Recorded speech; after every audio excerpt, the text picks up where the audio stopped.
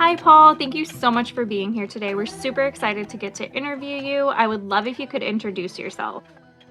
Well, hey, Courtney, thanks for having me on your show. Yes, I'm Paul Lamb. I'm a writer. I live near Kansas City, and I have a little Ozark cabin that I escaped to, and that's proven to be the inspiration for my novel One Match Fire, which is coming out from Blue Cedar Press soon. Love that. What is your book about? It is about the love that's given and withheld among a grandfather, a father, and a son, and the little Ozark cabin they have, where they always can find peace with each other and mend their broken hearts and learn to love each other again. Love that. What inspired you to write your book? This began as a short story. As I said, I do have a little Ozark cabin, and I wrote a story about it, which became the prologue to the novel. And I intended it to be sort of an instruction for my own children about what to do with my cabin when I'm gone, what I would like them to do when I'm gone. And I thought the story came together really well. It was eventually published, and I was pleased with that. But then I found that I was still interested in these characters and in their cabin. And so I wrote a few more stories about them, and most of those were published in various literary journals. And I accumulated half a dozen or so of these. And I said, I wonder if I have a story cycle started here. And a friend of mine said, no, no, this is a novel. You need to approach it as a novel and complete it that way. And so I did. So my little cabin in the woods has really proven to be a great inspiration for me. I love that. When you were writing your book, who were you thinking of when it comes to who your book is for? Well, initially, of course, it was for my children. Um, but that was just the first story, the prologue. I'm not sure that I focused on a particular class of reader or a type of reader. It's the kind of thing I would like to read. It's a peek into the emotional lives of men and boys, and I'm not sure there's a whole lot of that out there. Um, so it's something that I would like to read, as I've considered it, I think a lot of women would like to have that peak.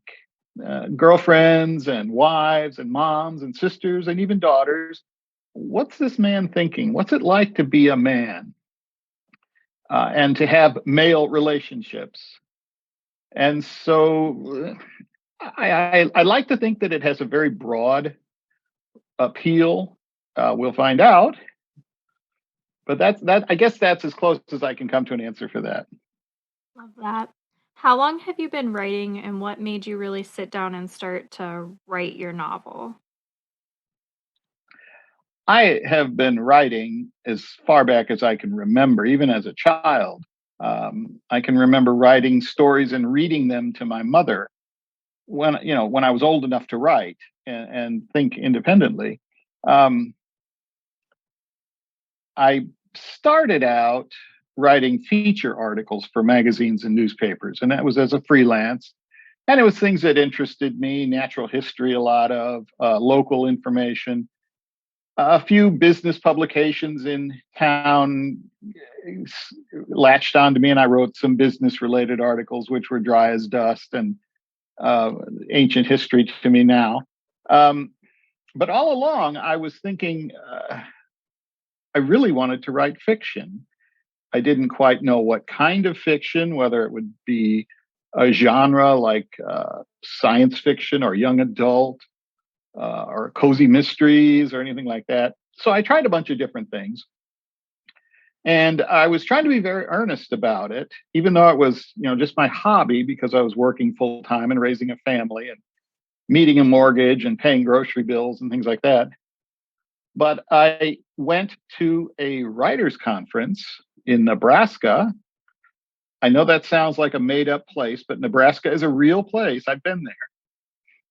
And I was walking down a hallway with another attendee, and he turned out to be the editor of a journal. And he said, "Well, what is it that you write?" And I told him about this story I had just finished. It was full of regret and introspection and a lot of history, things like that.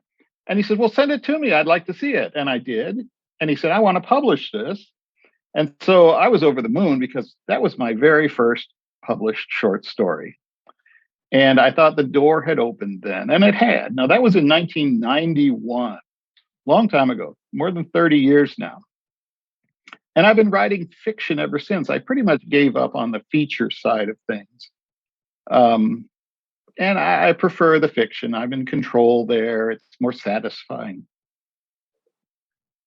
Love that. What is your schedule like when you're writing a book or a short story?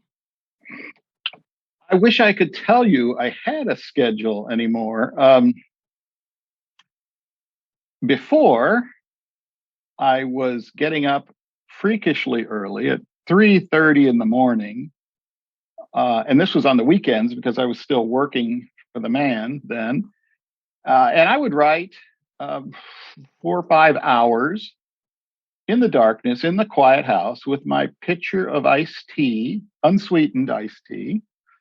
And I would write that way. And on a good day, I could get 5,000 words, although I never wrote toward a goal. Um, and that was a normal routine for me. I'd sit in my desk in the quiet at the house in front of my laptop and just refresh my memory on what I'd written yesterday and then go from there. Now that I'm retired from working for the man, um, my schedule's gotten much more chaotic. I don't find the need to rise at 5 or 3:30 in the morning anymore. Um, but I will write when the spirit moves me, when I feel an inspiration after I have one of those shower thoughts, something like that. I keep notebooks everywhere because inspiration hits me and I got to get it written down as quickly as I can. Um, so my routine now is different, but I'm still in my room with my laptop alone with my iced tea, unsweetened. Love that. What do you need in your writing space to help you stay focused? Well, I need solitude. And I will turn on brown noise when I'm writing. I have this, my doctor tells me it's not a problem, but I can hear my heartbeat in my right ear. And it's very annoying. And when the house is very quiet at 3:30 in the morning, it gets to be overwhelming. So I turn on the brown noise. And that and the iced tea seem to be the only things I actually fully need. Now, I have tried writing at my cabin, which ought to be ideal, but isn't because there's too much going on outside the door. And I want to go into the forest. I want to go down to the lake. There are chores to be done, things like that. So I wish I could write there, but I can't. Love that. What is your favorite writing snack or drink? Well, as I said, iced tea. I tend not to snack. I won't even have breakfast generally until my writing session is done. Um, and then I'll probably get on my treadmill for an hour, 45 minutes before I have breakfast as well. So, yeah, there is no snack, but there is iced tea. Love that. What type of books do you personally enjoy reading? I tend toward uh, what would be defined as literature.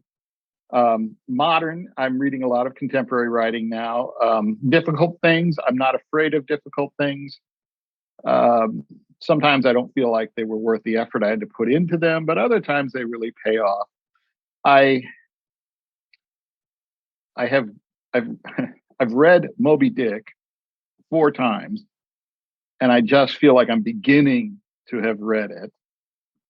Uh, there are a number of novels I've read several times, and Philip Roth's novel, The Ghostwriter, I've read more than 20 times, and I find something new in it every time I go. So I think I like fresh modern literature, and I learn a lot of new choices from the many podcasts I listen to. Are there any books or authors that inspired you to become a writer? I don't know. I suspect in my childhood there were, but I don't know that I could point to any.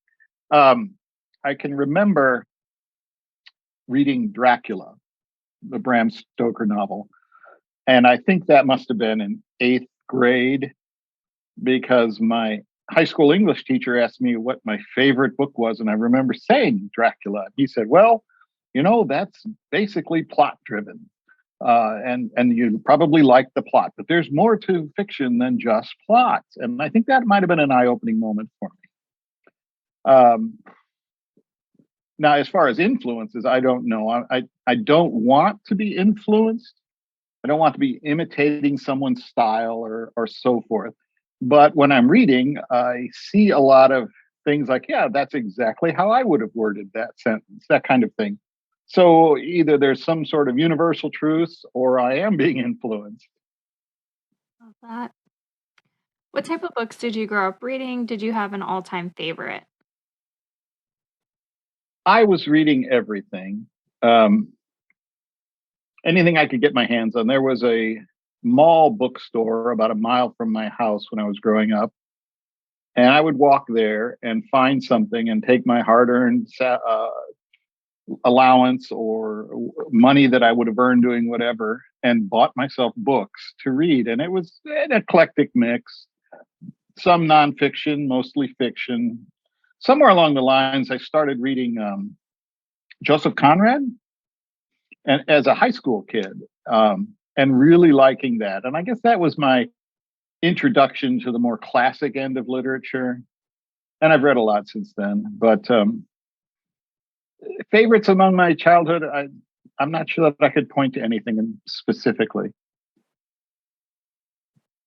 On the other side of that, now as an adult, what are your favorite series, or do you have a favorite author that if something comes out, no matter what it is, you're gonna grab it?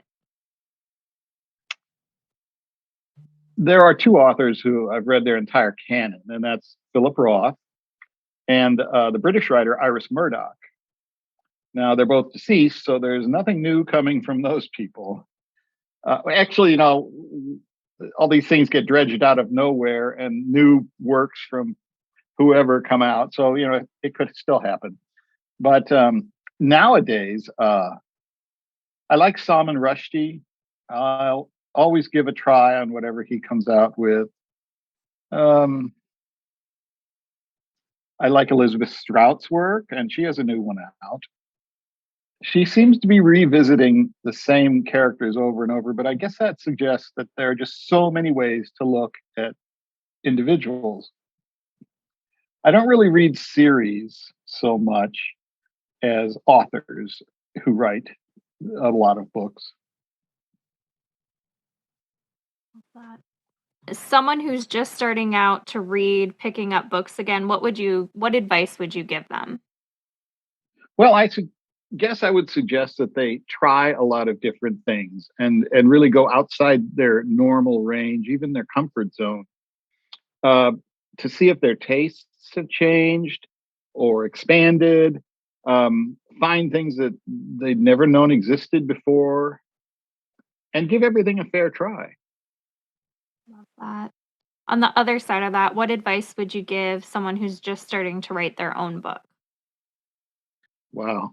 Well, have a good day job with health insurance, but it takes two things in my experience. One is discipline to just sit down and force the words out, even if they're bad. And the other thing is to read everything and a lot of it. You have to read and you have to write to get this job done. That's my experience. What's one thing that people are generally surprised to find out about you? Well, I've been very quiet about my writing hobby. Um, Most people are surprised, but they're surprised that I actually do it. They're not surprised that I had some sort of aptitude or interest in it. But I was with a group of friends a couple weeks ago, and I said, "Hey, I have some news. My novel is going to be published." And they were all very happy about it. But then several of them said, "Well, I'm not surprised that you have a novel that's going to be published. This sounds like just what you would do."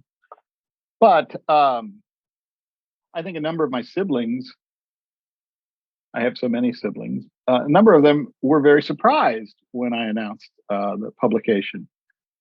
I don't think they had any sense that I was a writer. So I guess I kept it as my own thing.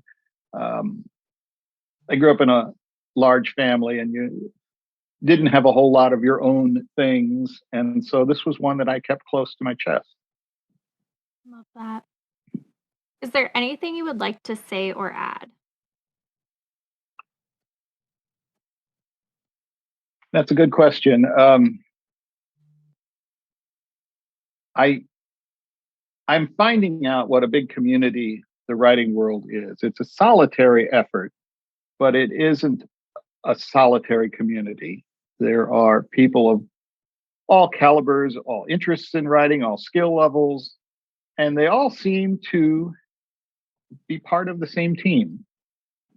And that's just what I'm discovering now that I'm pulling my head out of the sand and getting out in the writing community more. I'm very pleased with that. Love that. Where's the best place for readers to find your book? I know some readers love signed copies. Is that going to be an option and the best place to connect with you? My book will be available through the publisher, Blue Cedar Press. They're online. It's also available from Barnes and Noble for ordering, and Amazon, and any bookstore can order it as well. Um, I have no problem signing a copy for a reader. I guess they would need to approach me and we'd arrange how it would be done. Simple as that. I have a webpage. It's paullamwriter.com. And I had to put writer on there because there is a paullamb.com who's a blues harmonica player in Great Britain, and he got it before I did. And good for him. But my email address is there, and so people can reach out to me that way. Love that. Well, thank you so much for being here today. We loved getting to interview you. We'll be sure to drop those links in the show notes. That way it's easy for everyone to find you. And again, thank you so much. Well, it's been wonderful, Courtney. I appreciate the time.